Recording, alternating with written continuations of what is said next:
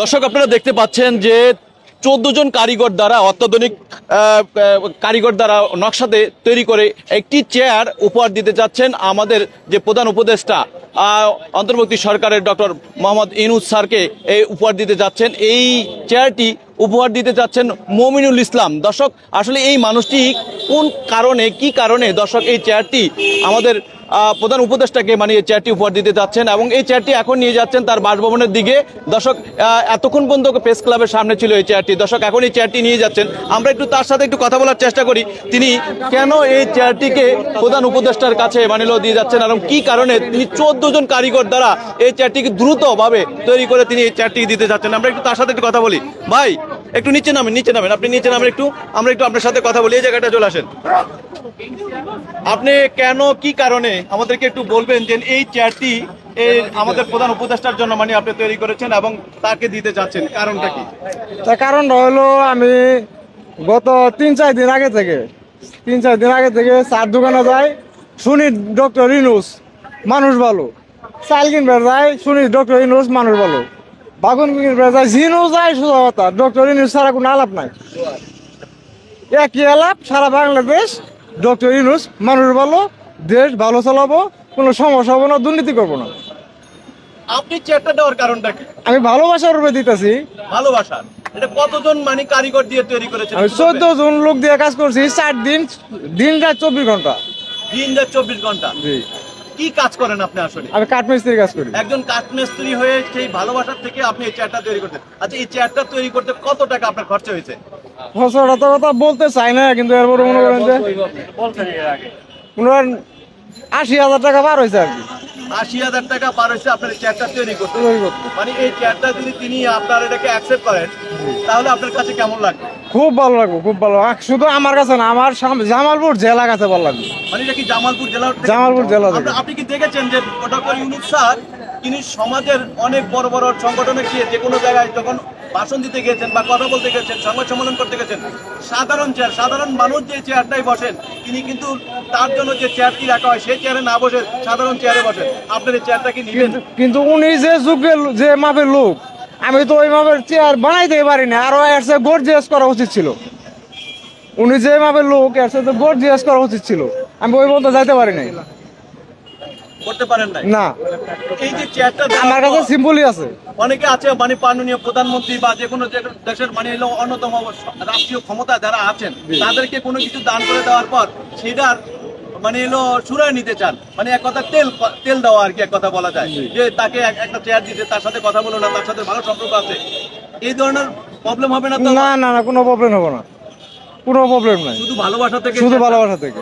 আমরা একটু চেয়ারটা একটু ঘুরে দেখাই, আমাদেরকে একটু বলেন তো এই যে চেয়ারটার যে হাতল টুকরা করা হয়েছে এটা কি দিয়ে তৈরি করা হয়েছে একটু বলবেন? আপনার 81 কাঠ দিয়ে তৈরি করা হয়েছে। কালারটা করা হয়েছে গোল্ডেন কালার এবং সিলভার কালার। আর এই রঙের কালারটা নিয়ে আসা হয়েছে চীন থেকে। হ্যাঁ, এই কালারটা নিয়ে আসা হয়েছে চীন থেকে। চীন থেকে? জি। মানে বাংলাদেশের না? বাংলাদেশের না। এই যে পায়াগুলো করা হয়েছে, পায়াগুলোর যে নকশাগুলো করা হয়েছে এগুলো হাতে করা হয়েছে। এগুলো সব হাতে? কোনো মেশিনে না? না না, কোনো মেশিনে। আচ্ছা, এই যে উপরের যে মানে নকশাগুলো করা হয়েছে সম্পূর্ণ হাতে? হ্যাঁ, সম্পূর্ণ হাতে। জি, এই হাতের নকশা করে করেছেন। আর এই যে নকশার মাঝখানে যে আপনার যে ফোমের যে জিনিসটা রয়েছে এটা কিসের?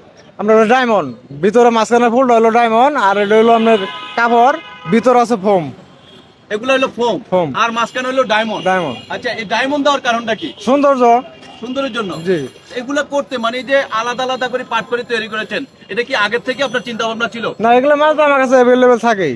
এই যে সাধারণ মানুষ ডক্টর ইউনূস মানে মুখে মুখে, এর কারণটা কি একটু বলতে পারবেন? উনি মানুষ ভালো, ব্যক্তি ভালো, দুর্নীতি করে না, দুর্নীতি পছন্দ করে না। কিছুদিন আগেও কিন্তু সরকারের মানে হলো কাঠগড়ে ছিলেন উনি। সরকার প্রধান। এটা তো ষড়যন্ত্র করছে। ষড়যন্ত্র। মানে আপনি একজন সাধারণ মানুষ হয়ে বুঝলেন, আর দেশের এত বড় বড় হত্যাকর্তারা ছিলেন তারা কি বুঝলেন না কেন? তারা বুঝলেন না কেন? আমি যদি ভালো থাকি আমি দেশ ছাড়া পলামু কেন? আমি দেশেই থাকবো। আমি ভালো মানুষ, আমি দেশে থাকবো, পলামু কে? এত দেশের জন্য এত ভালো করছি। মানে আপনার লাইফে আপনি একজন কাঠমিস্ত্রি, নিজের ঘরে নিজের বসার জন্য কখনো এমন চেয়ার বানিয়েছেন কিনা? না, এরকম জিনিস বানাই নাই, এরকম চেয়ার বানাই নাই। এরকম চেয়ার তো আমি যোগ্য না। দ্রব্য মূল্যের দাম যে অবস্থান ছিল, আপনি নিজে কি সব সময় মানে ভালোভাবে খাওয়া দাওয়া বা সেভাবে করতে পারতেন? না না না না, তাহলে ভালো মন্দ মিলে আছে। চেয়ারটা তৈরি করতে আপনার কি কখনো লোন করা লাগছে কিনা? না না, না নিজের কাছে জমানো টাকা ছিল? জমানোর টাকা ছিল। জমানো টাকা ছিল। এটা আমার ব্যক্তিগত প্রশ্ন। দর্শক আপনারা এই মুহূর্তে যারা ফেসবুক পেজে আমাদের লাইভে এই ভিডিওটি দেখছেন, আপনাদের কাছে রিকোয়েস্ট থাকলো যে একজন কাঠমিস্ত্রি, একজন কারিগর, সে কতটা ভালোবাসার ক্ষেত্রে নিজের জমানো টাকা থেকে একটি চেয়ার উপরে দিয়েছেন, যে আমাদের মাননীয় উপদেষ্টা প্রধান ডক্টর ইউনূস স্যারকে দিয়েছেন।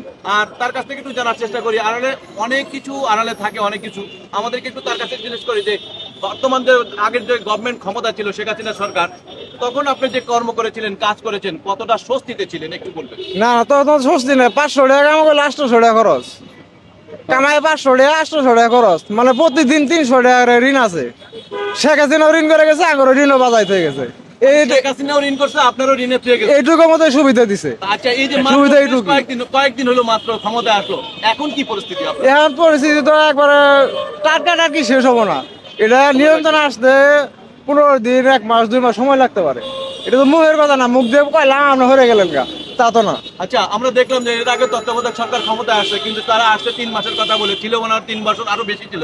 কিন্তু আমাদেরকে বলবেন যে আপনি এই সরকারকে কতদিন দেখতে চান দেশের একটা শান্ত এবং শিথিল করার জন্য, একটু বলবেন? সেটা আমি কথা এটুকুই বলবো, সে যদি কাজকর্ম ভালো করে, দেশের জনগণের জন্য যদি ভালো করে, দেশের জনগণই বলবো যে উনি থাক। আর ভালো না করলে জনগণই বলবো যে এর দরকার নেই। ভাই, আপনি কি এত কাঠমিস্ত্রি, কিন্তু আপনার কাছ থেকে সঠিক উত্তর দিয়ে আপনি এমন সুন্দরভাবে গুছিয়ে গাছিয়ে কথাগুলোরে সাজিয়ে প্যাঁচ মেরে উঠে গেলেন, কিন্তু সঠিক কথাটা বলেন না। আপনি কি, আমি জানতে চাচ্ছি যে আপনি কতদিন দেখতে চান? না, আমি তো আমার ব্যক্তিগত পক্ষ থেকে আমি চাই যে উনি দেশের জন্য ভালো করুক। ভালো করলে উনি একটা 30 বছর থাকলে আমার কাছে সমস্যা নাই। আমরা গরিব মানুষ যদি 500 টাকা কামাই করে দিই, 400 টাকার মতো বাজার খরচ শেষ হয়, 100 যদি আয় হয়, আমরা এটাই সন্তুষ্ট। কিন্তু ঋণ হইলে তো ঝামেলা। শেখ হাসিনা নয় বিভিন্ন ট্যাক্স ধরে কিস্তি মিস্তি দিচ্ছে, আমরা ট্যাক্সও করে ধরবো। আমরা 500 টাকা কামাই করে বলে কাস্টমারে মনে করে যে আরো 400 দিবার চা, 100 কম দিবার চা, তখন আমরা কি করবো? তার মানে আপনি ঋণ করতে চান না, ঋণ করলে দিব কেন? 500 টাকা কামাই করে 100 টাকা থাকুক, সেটাতে আপনি সন্তুষ্ট? আমার তো 2-100 বিঘা জমিও নাই, আমি বেশি ঋণ দিব। ঋণটা আমি দিব কইতো না, আমি না দিলে আমার পোলা মানে ধরবো, ওর আমার পোলা মানে কইতো দিব। আচ্ছা, এই সিংহাসন বানানোর জন্য আপনি কত ঋণ করেছেন?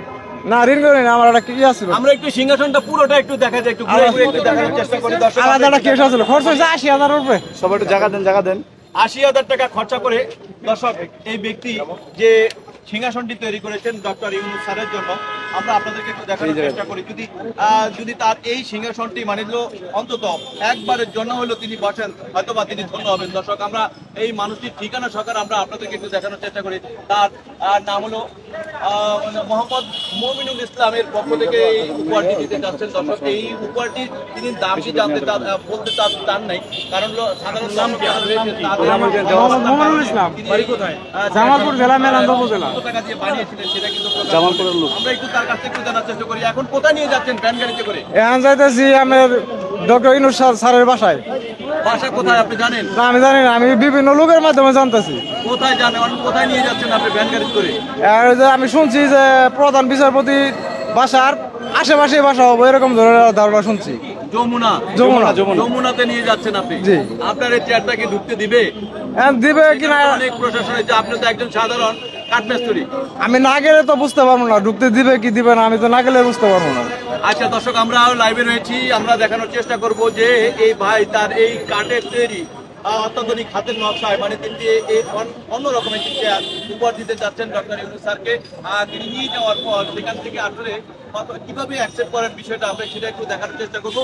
আমাদের ফেসবুক পেজ সাত বাংলা আপনারা ফলো রাখবেন এবং শেয়ার দিয়ে এই ভিডিওটিকে বেশিরভাগে ছড়িয়ে দিবেন, যাতে ভাইরাল হয়ে অন্তত মাননীয় উপদেষ্টার চোখে পড়ে অন্তত এই চেয়ারটি, যেন তিনি অন্তত একবারের জন্য হলো তিনি রিসিভ করে, যদিও তাকে নাও নেন, অন্তত রিসিভ করে দেন, আমি রিসিভ করেছি এই কথাটা যেন তারে বলে অন্তত সে খুশি হয়। দর্শক, আর কিছু বলতে চান? ঠিক আছে, আসসালামু আলাইকুম।